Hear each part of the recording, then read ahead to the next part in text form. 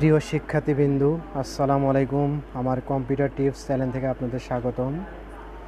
আজকে আমরা যে বিষয়টি নিয়ে হাজির হয়েছি, এমএস ওয়ার্ডের সেভস মেনুর অধীনে কিছু কাজ, যেগুলো কাজ করার পরে আমরা গ্রুপিং কিভাবে করব সেই কাজগুলো আজকে দেখাবো।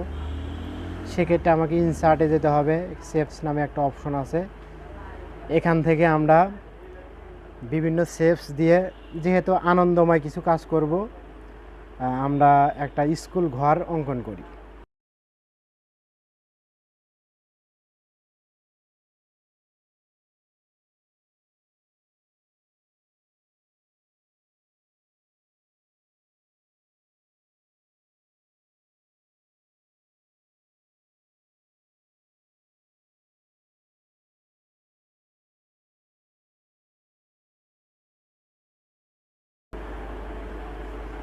আচ্ছা, এখন এই যে একটা সেভস আছে, এটাকে যদি আবার কপি করে নিতে যাই, তাহলে অবশ্যই আমাকে কিবোর্ডের কন্ট্রোল অল্টার্স চেপে মাউসের লেফট সাইড ক্লিক করে টান ধরে নিতে হবে, তাহলে আমার একটা জিনিস ডাবল হবে। এখান থেকে একটা পতাকা অঙ্কন করে নিলাম। এগুলো এখন কালার করব।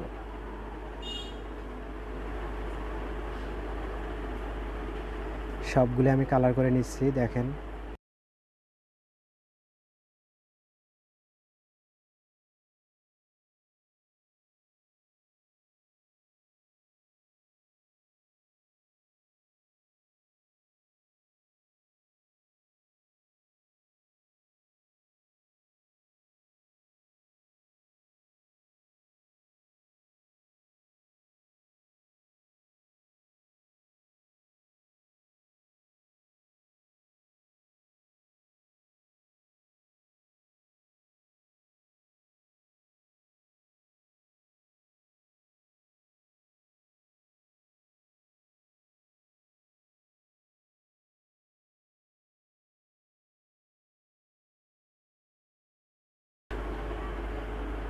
দেখেন, এগুলো সবগুলো সিলেক্ট করতে হলে কন্ট্রোল অল্টার চাপ দিয়ে ধরে থাকতে হবে, সবগুলো সিলেক্ট হবে।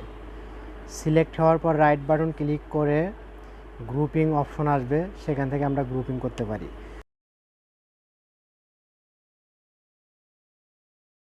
আমরা নৈর্ভিত্তিক কিভাবে কাজ করি, অবশ্যই আমরা যারা পড়াশোনা করি তারা নৈর্ভিত্তিক পরীক্ষা দিয়েছি, এবং একটা প্রশ্নে 4টা অপশন থাকে। সেই অপশনগুলো ক, খ, গ, ঘ বৃত্ত থাকে, সেই বৃত্তগুলো আমরা এই সেভস থেকে দিই, এবং সেভস থেকে দেওয়ার পরে কিভাবে গ্রুপিং করব সেগুলো আজকে দেখাবো।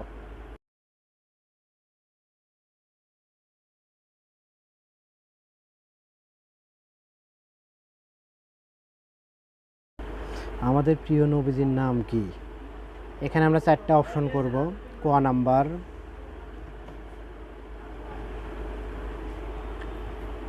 হজরত মুহাম্মদ সাল্লাল্লাহু আলাইহি সাল্লাম। এরকম আমরা 4টা অপশন করব। অপশন করার পর এই সেভস থেকে ওভ্যাল অর্থাৎ বৃত্ত নিয়ে আমরা কিভাবে এখানে গ্রুপিং করব সেই কাজটাই এখন দেখাবো। এটা আমাদের অনেক জরুরি, যে কাজটা সচরাচর স্কুল কলেজে অনেক প্রয়োজন হয়ে থাকে। তো এখান থেকে একটা বৃত্ত নিয়ে আমরা এরকম সিলেক্ট করলাম। এখন কটা দেখা যায় না, এটাকে কনভার্ট করে নেব format word add auto shapes. হ্যাঁ, এটাকে আমরা কপি করব, কন্ট্রোল অল্টার চাপ দিয়ে ধরে 4 জায়গায় নিয়ে যাব।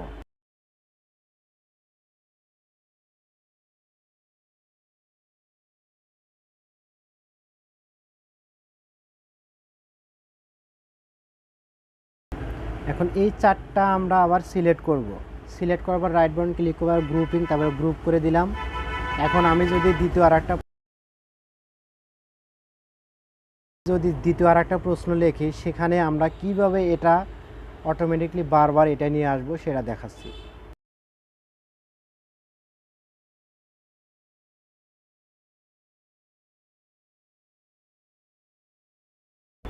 দেখেন, এখন ওটাই আমরা কপি করে নিয়ে আসবো। Select object.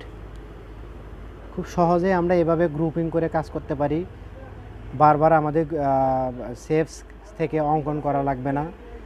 তো আজকে ভিডিও এ পর্যন্তই, পরবর্তী ভিডিওর জন্য অপেক্ষা করুন। ধন্যবাদ সবাইকে।